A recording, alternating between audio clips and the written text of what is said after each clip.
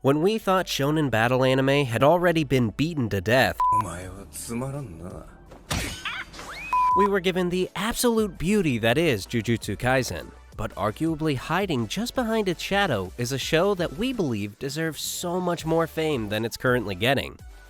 Dr. Stone has redefined what a successful shonen anime can be, flipping the battle-oriented genre into one that focuses on intellect and science. The incredible development of the characters, building advanced scientific technology from seemingly nothing, magically stole the show from any of the still incredible battle scenes. Dr. Stone is an absolute pleasure to experience, as it paves the way for more shows to diverge from the status quo. Alongside its entertaining scientific adventures, the show throws out references to numerous other anime and general cultural icons. That's why we're here to bring you the 10 things you might have missed from Dr. Stone Season 1. Before we get into it, don't forget to like and subscribe for weekly 10 things you missed from your favorite anime. Unfortunately, due to copyright issues, we've had to stop our weekly My Hero breakdowns. But comment below for which anime and season you want us to do next for 10 things you missed, and we'll add it to the list. Also, check out our last video on Jujutsu Kaisen Season 1. Number 1. Super Saiyan 0. In every great anime, there's always a badass old man waiting to rip his shirt off and flex for the camera. Dr. Stone's Old Man Kaseki is a definite fan favorite and one of the most important members of the Kingdom of Science. As perhaps the only craftsman capable of making everything Senku desires, he might just be drawing his powers from his Saiyan heritage. In episode 20, we see Old Man Kaseki release his full ki and strip butt-naked Puri Puri prisoner style after Chrome whispers something to his ear.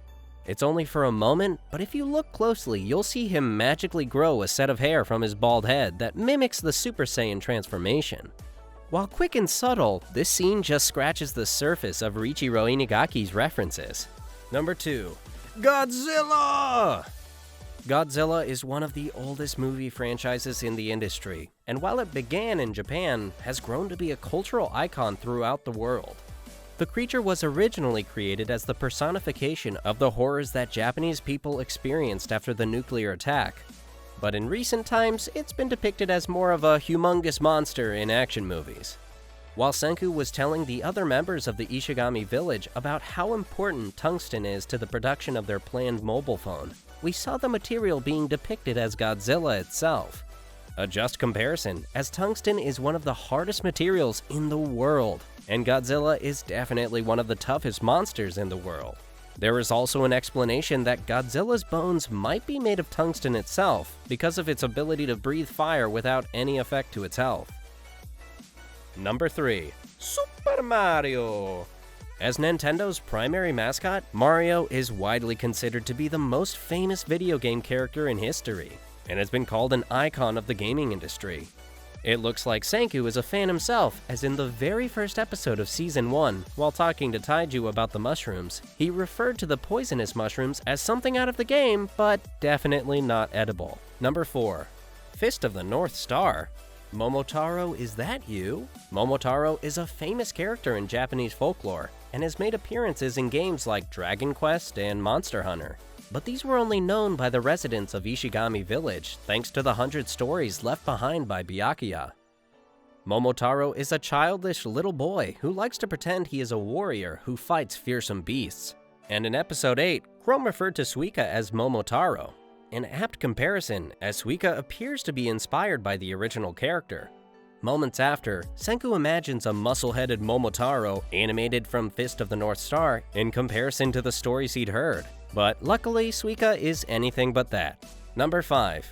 Sherlock Holmes and another Dragon Ball Z reference? In the season finale, while Senku was explaining to the others about what the world was like in the past and how the entertainment industry was at its peak, we caught a glimpse of some of the most renowned characters and gadgets of today's world.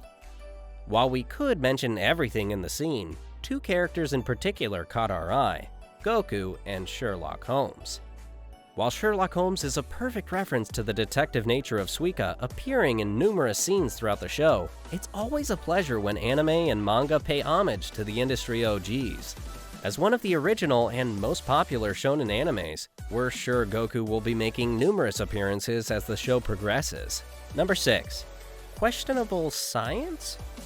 The science in Dr. Stone is amazing and provides inspiration for any young kid watching the show to become like Senku when they're older.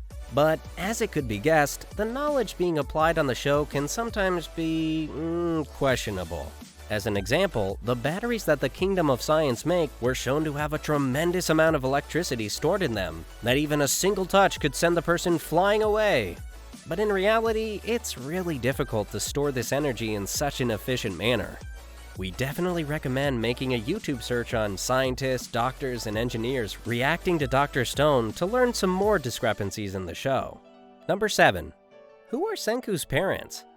It's been cleared up in the anime that while Senku and Byakuya Ishigami have numerous similarities, Byakuya isn't Senku's real father.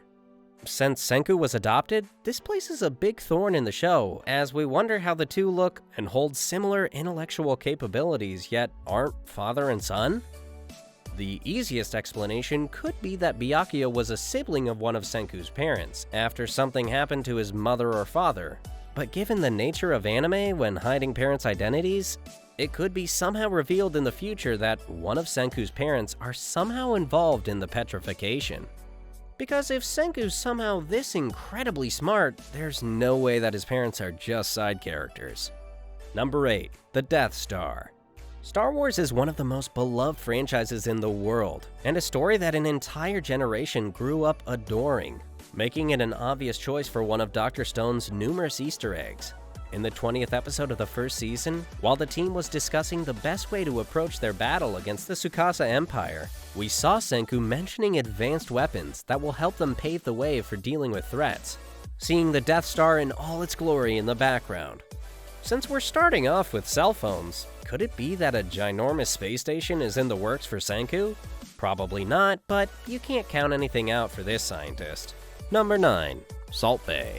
Nusret Gökçe is a chef from Turkey whose technique for preparing and seasoning meat has become an internet sensation.